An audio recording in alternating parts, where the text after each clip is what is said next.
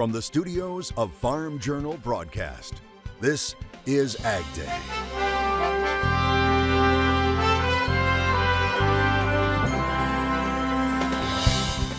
They may be pretty and pink, but they're clogging up the crawfish traps, competing with crawfish for food.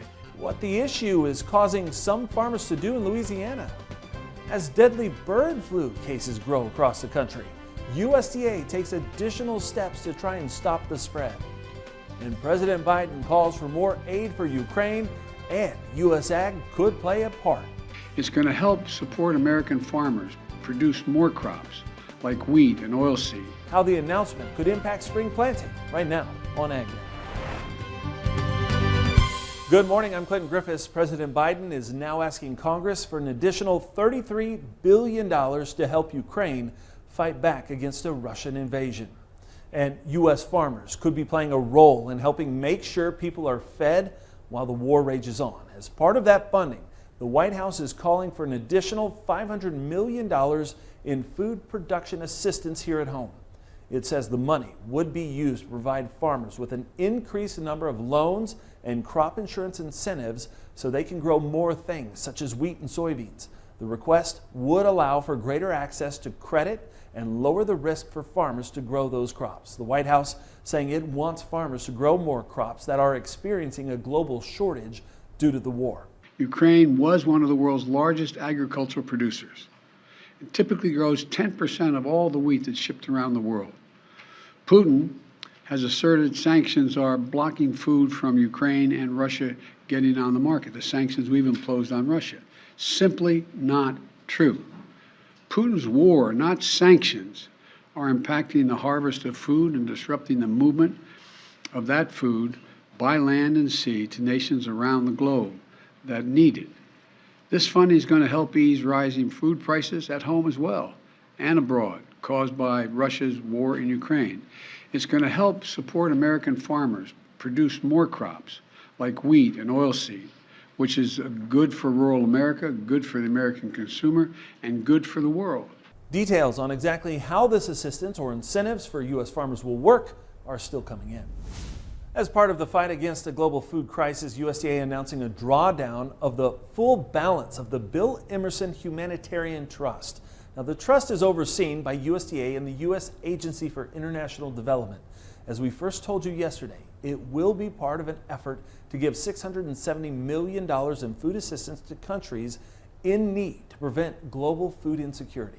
The plan is to use the trust's $282 million to get U.S. food commodities to Ethiopia, Kenya, Somalia, Sudan, South Sudan, and Yemen, areas that have relied in the past on wheat imports from Ukraine. It will use $388 million in additional funding through the Commodity Credit Corporation to move those supplies overseas. Vladimir Putin's unprovoked further invasion of Ukraine is compounding inflationary pressures and disrupting the stability of the global food and fertilizer markets, causing a surge in food prices that threaten to exacerbate instability around the world. Now, USDA says an additional 40 million people could be pushed into poverty and food insecurity due to Russia's aggression. It's the first time since 2014 that the U.S. has used this emergency funding authority. And there's also concern about the impact the war could have on the protein sector and global animal feed supplies.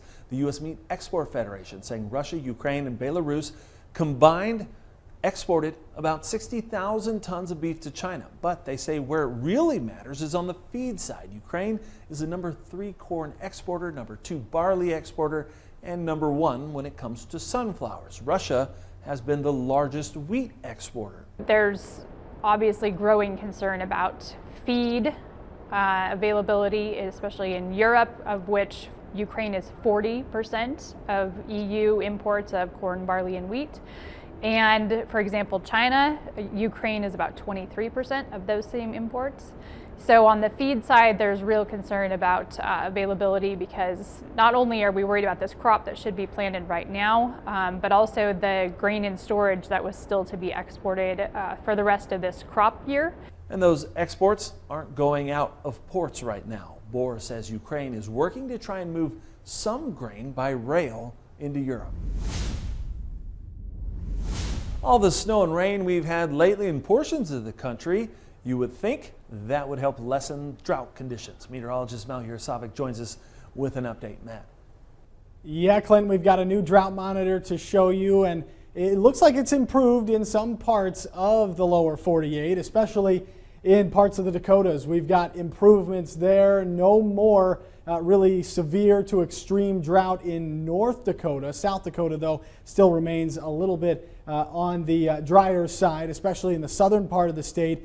An area that's gotten worse, though, and continues to be kind of a lack of moisture is down in parts of Texas, Oklahoma, and New Mexico. They could see a little bit of rain this week, but they're going to need a whole lot of rain to kind of get rid of those drought conditions. And speaking of that area there, we've also got fire danger for today, where we've got it extremely elevated from Albuquerque over toward Amarillo and even up a little bit farther to the north into southern parts of Colorado and Kansas as well. So that's an area to keep an eye on with gusty winds and very, very dry conditions. Out ahead of that, a dry line is moving eastward, and that's going to create the chance for some stronger storms as we head through Friday evening. You can see that area highlighted in red right there. That will be the main area to focus on through Friday.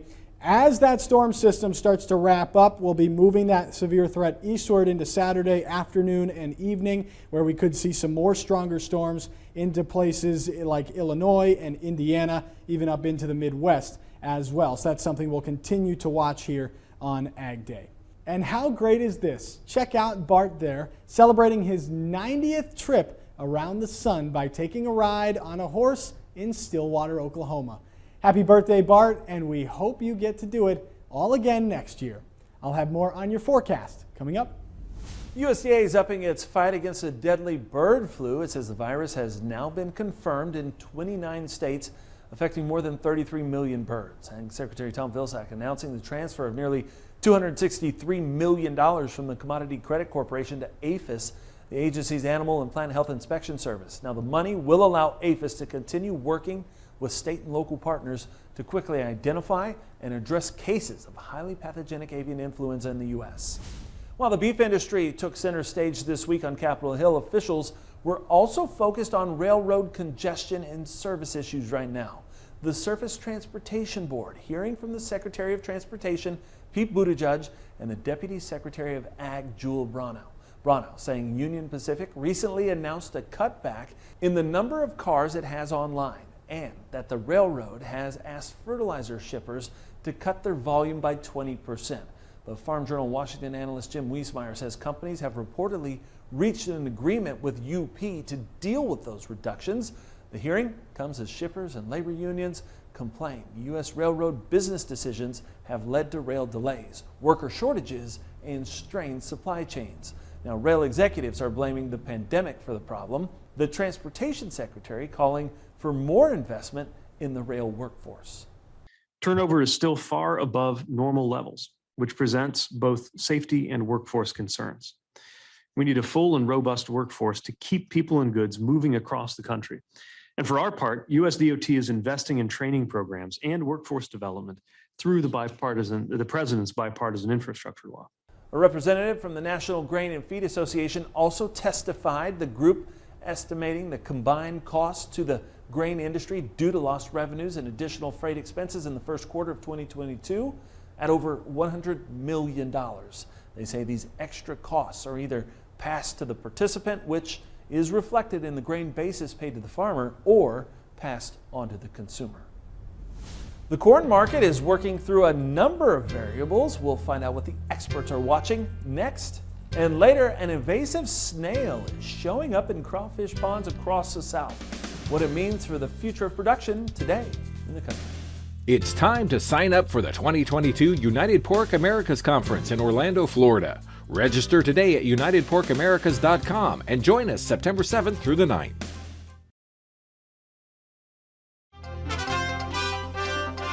We're joined today by Brian Doherty. He's with Total Farm Marketing. Brian, as we talk about this corn market, we've kind of had a lot of dynamics in play here, between planting and everything going on over in China and some export sales. Give us an idea of where we're at. Yeah, what a run we've had. So corn prices are in the new highs. the backdrop to all of this is multiple variables. So it's Ukraine, it's South American weather, it's U.S. weather now, it's exports, export sales. We saw, again, confirmation of China buying some corn. Export sales are now 90% of what the USDA projected. But in the very short term, the market's going to focus its attention on planting progress. As you get into this last week of April and planting into May, your university studies will start to argue that, look, unless you get the crop in the ground sooner than later, there could be some yield differential or yield potential problems. And so there's that. And then we talk about China with their lockdowns. Remember, China is a huge grower of corn. Lockdowns have impact on logistics and planting progress in China as well. So a whole new level of dynamics, and that's why prices are at new contract highs. As we look at this and we try to extrapolate out over the next couple of months, obviously farmers are focused on getting a crop in the ground here. Do you think that anything works to start to influence these markets one way or another, that's a potential possibility? Yeah, so the variables that have been sort of front and center lately have been Ukraine, South American weather, U.S. weather, and then let's call it inflation, fertilizer costs. The ones that are going to come front and center are weather. So if we get a change in the weather forecast that says, hey, U.S. farmers are really going to be able to kind of run wide open, then we're likely overvalued in the corn market. That's not the case right now. You're looking at generally a cool forecast for the northern Midwest, above normal precipitation. Most of the Midwest above normal precipitation. So that suggests that kind of hit or miss. A lot of things push back. So as this unfolds, the priority becomes weather. We know Ukraine is likely a mess. It's too late. It's beyond the point of return. That ship has left. They're not going to get a full crop in. They're not going to export. We know that. We've got some weather in South America. So all of these dynamics, but I would say the weather is taking front and center. Once you flip over into May, it becomes front and center. All right, Brian. Sure appreciate the insights as always. Thanks for being here. We'll be back with more Ag Day coming up in just a minute. To discuss marketing strategies, call 800-334-9779. Got equipment to sell privately but tired of scams and hassles? Visit MachineryPete.com and click Sell Mine. MachineryPete.com, the simple and secure way to buy and sell equipment online.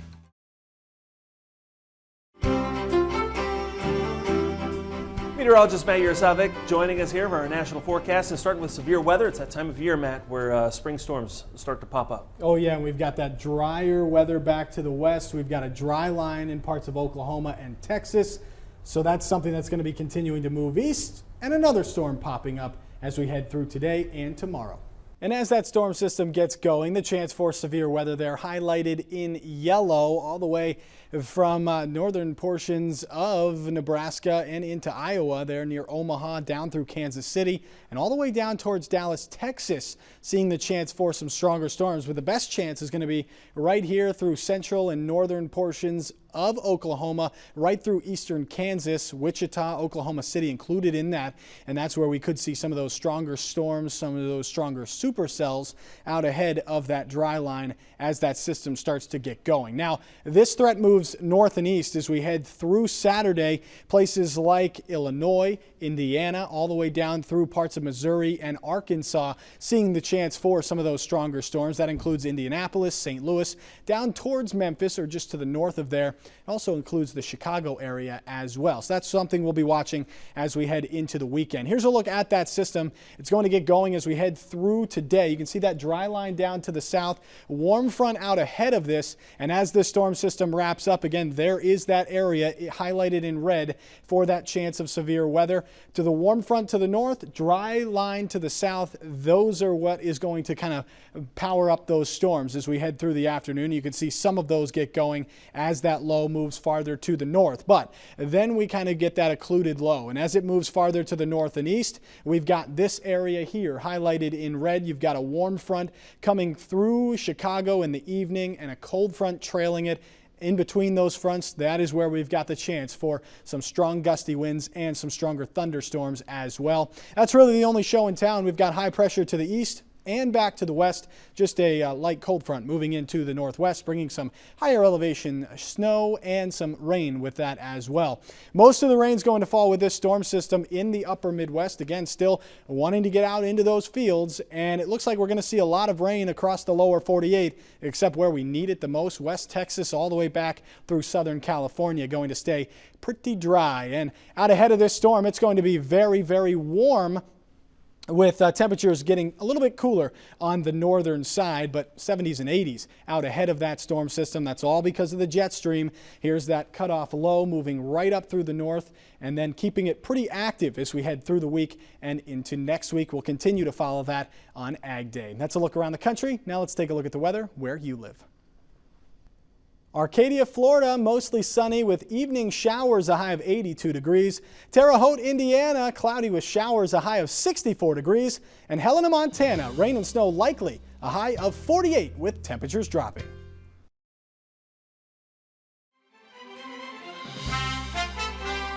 Conservation and sustainability continue to be buzzwords in agriculture and not just related to farming.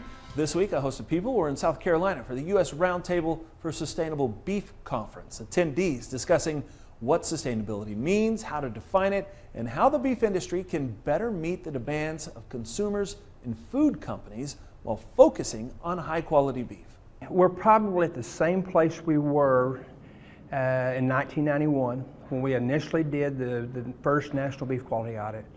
At that point, we knew we were leaving some opportunities or some cash on the table, whether it be heavyweight carcasses, dark cutters, too many yield grade 4s or 5s, lightweight, heavyweight carcasses, whatever.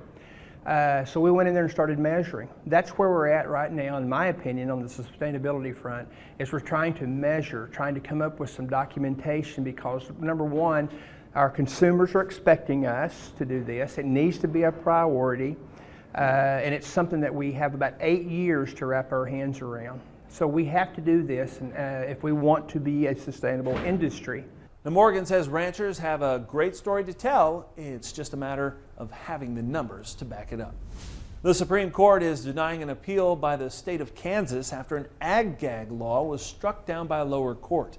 Now, that law banned secret filming of packing houses and livestock facilities. It was struck down by a federal appeals court that said it violated the First Amendment by stifling speech critical of animal agriculture.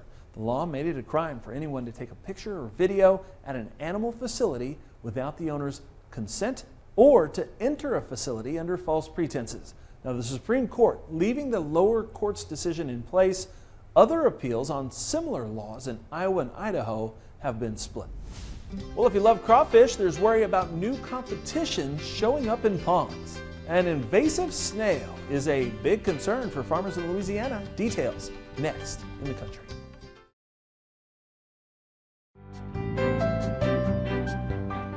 An invasion is underway right now in Louisiana waterways. It's a major problem for crawfish farmers, and in some cases, farmers have been forced to abandon their ponds. LSU Ag Center correspondent Craig Gautreaux shows us the problem.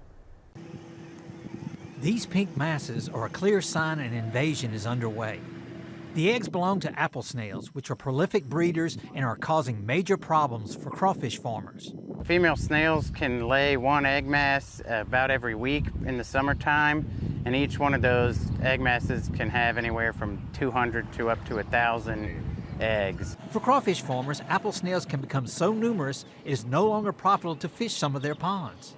They're clogging up the crawfish traps, competing with crawfish for food, and really slowing down the operations where the farmers will have to sort through every trap capture to pick out the snails and separate them from the crawfish. Wilson is looking at some chemical control methods to reduce the number of snails, but the catch is these methods must not be harmful to crawfish. It's really going to be a lot of research involved in kind of dialing in what rates and products might be safe for the crawfish and still effective in controlling snails. Wilson says if you encounter any of these egg masses, they should be knocked into the water to keep from hatching, but it must be done carefully. Don't use your bare hands. The toxin in those egg masses can irritate your skin and cause you more discomfort, particularly if it gets in your eyes or your mouth. While edible, the snails must be carefully prepared because they carry a parasite that can lead to meningitis. With the LSU Ag Center, this is Craig Otro reporting. All right, thanks, Craig. Now, apple snails are prevalent across the Gulf Coast states. It's believed they were released after growing too big and numerous in home aquariums. And that's all the time we have this morning. We're sure glad you tuned in. From all of us here at AgDay, I'm Clinton Griffiths. Have a great day.